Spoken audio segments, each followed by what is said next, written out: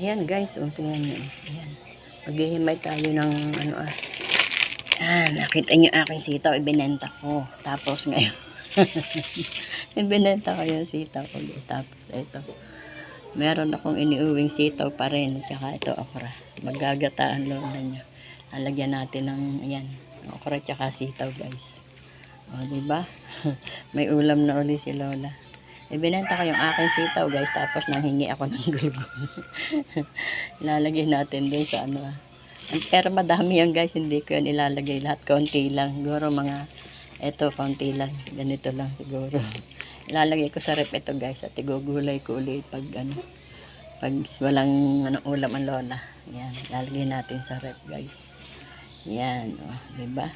Kaigihan ng maraming gulay sa palibot. Nalilibre lagi. At tingnan nyo yung aking okra guys. Ang liliit to.